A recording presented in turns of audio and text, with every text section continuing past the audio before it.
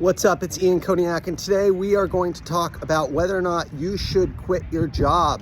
If you are an account executive in sales and you're thinking of either leaving your company or maybe even leaving sales altogether, listen up, because I'm going to talk about when to quit, when not to quit, and what are some things to consider. So first, let's talk about what's happening in the market overall right now. I coach literally hundreds of sales reps, and I hear kind of trends across all companies, and I want to share what I'm seeing and why people are quitting in record droves. And this isn't just low performers that aren't actually earning good money. This is top performers that are quitting their jobs after making a lot of money, after really killing it. And some things are going on which are leading them to quit. So let's talk about why people are quitting first and foremost. The first reason people are quitting is because of their manager, okay? Typically, people do not quit companies, they quit their managers. And specifically, what's happening in SaaS is a lot of companies right now this year are not performing as well. And because of that, that pressure to perform, that pressure to sell is being passed down to sales leaderships and then ultimately frontline leaders as well. And what's happening is top performers are often bearing the weight. In other words, they're being asked to do more to make up for the people that have left or the non-performers on their team. And that's a form of pressure that they're just not wanting, because it either interferes with their day-to-day business or they're being asked to do things that are not actually in service of their customers, such as close some deals right now at the expense of the relationship or the broader, the broader opportunity, the bigger opportunity. And that's very short-sighted. And because of that, the second reason is they're being micromanaged, okay? Because of this pressure, a lot of managers are asking them to go work on really small deals, for example, or go find some low-hanging fruit, or go and do desperate things that are not strategic activities, or not deep work that lead to larger opportunities. And so when you micromanage like that, when you put pressure on your sales team like that, and you don't give people autonomy over their time and over their tasks, that's when they quit. People want autonomy over their time and autonomy over their tasks. We're dealing with many professionals who want to be intrinsically motivated, not motivated out of fear of the stick. And so that's what's happening right now across the board. The other thing that's happening that's leaving people to quit is because of the high turnover in sales. A lot of companies are getting really desperate to attract good talent, and they're offering some really crazy packages. I've seen, I'm not kidding, people that have been working in sales for less than 5 years, maybe 3 to 5 years, being offered $300,000 on target earnings. One guy, $350,000 a year OTE to sell enterprise with very little track record, not very proven results. It's just wacky, it's stupid, it doesn't make sense. But if I'm a sales rep making 150K OTE and I'm offered a 300K OTE, shit, that's probably, a good 3-4 years I've just saved of having to work my way up in my own company. And I wouldn't blame that person for leaving, but most likely they're gonna go into a role where they have a very large quota. Most likely the company's not performing, and they're just gonna be making that base salary if they haven't had the track record to perform at that level before. And that company's gonna ultimately lower that level because they're not getting the results. So these are the reasons why people leave. Now, let's talk about, should you quit your job, okay? I'll give you some reasons to consider, 3 reasons to consider whether you should quit your job. And I can't tell you, yes, you should, or no, you shouldn't, because I don't know you. I don't know your situation. But I'll tell you the factors to consider, right? Number 1 is, why are you quitting?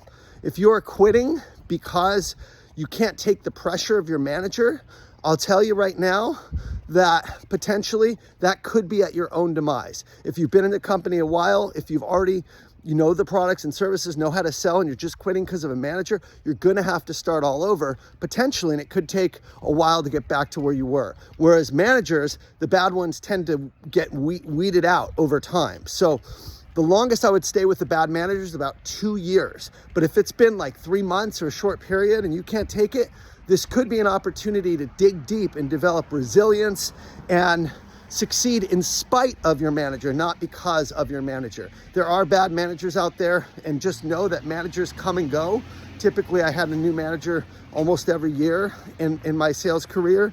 And if you can withstand it and you're performing, don't leave because you can't stand a manager. I just generally, you have to ask yourself, why are you really leaving? Okay, so that's the first reason, is look in the mirror and see what is the reason you're leaving, and can you withstand this manager? Because if it's really bad manager, you can always transfer to another division if you're in a big company, or if that manager is causing everyone to quit, eventually they're going to be gone. It's going to be very obvious that they can't lead a team, and you'll get a new manager. So that's the first question, is why am I leaving? The second question to ask yourself is, am I done growing?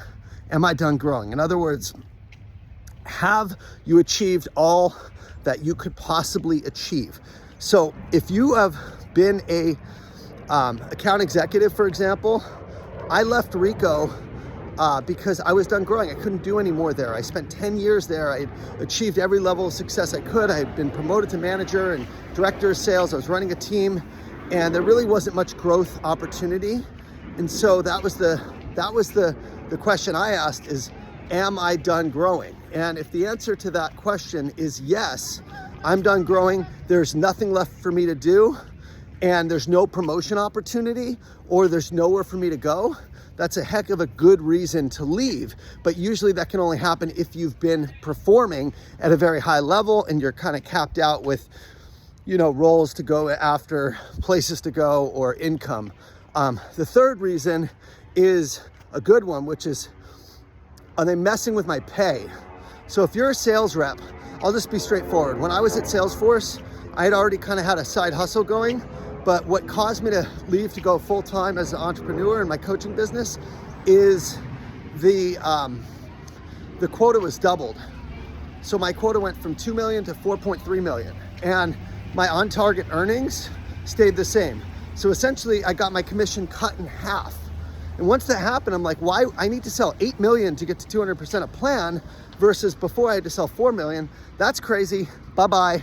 And I was grateful, actually. I was grateful because it made the decision to go full-time into being an entrepreneur an easy one for me. So it was like I was ready to go. Same thing at Rico.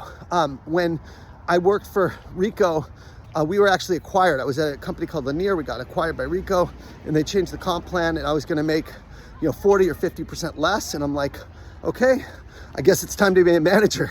I know it's not a great reason to be a manager, but that's what drove me to be a manager, is the desire to make more money, believe it or not, because the comp had been capped as a rep and I couldn't make what I was trying to make. So that's a really good reason to leave, okay? Another reason to consider leaving. So am I done growing? Why am I leaving, right? And then likewise, am I leaving for a better opportunity, right? So I think, if you're making 150K OTE and you can get to 300K and you're going to a reputable company and it's a great opportunity, why wait years to get there? I mean, honestly, you're making the same base salary as you would hitting your on-target earnings in your previous job if your OTE is doubling. So wouldn't that make sense to just have a much higher commission cap? So those are the things, again, I wanna encourage you to explore if you're really considering leaving, right? You wanna make sure you're leaving for the right reasons. You wanna make sure you're done growing, and you wanna make sure what you're leaving is a better opportunity. When you don't wanna leave is if you're leaving because it's hard, because you can't, you're not giving your all, you're not doing the right things, it's hard, and you just want to escape and start over. That's when I challenge you to dig deep and to ingrain in the trenches and really fight through it, because that's where growth and opportunity is to stay put when things are hard. So if you haven't achieved your goals, If things feel hard, if you know you have more work to do and you would feel disappointed if you left right now, then that's probably not the good opportunity to leave. So I'm Ian Koniak. If you need help or have questions about this video, feel free to DM me on LinkedIn. I'll give you my thoughts and we can take it from there. Thanks, guys.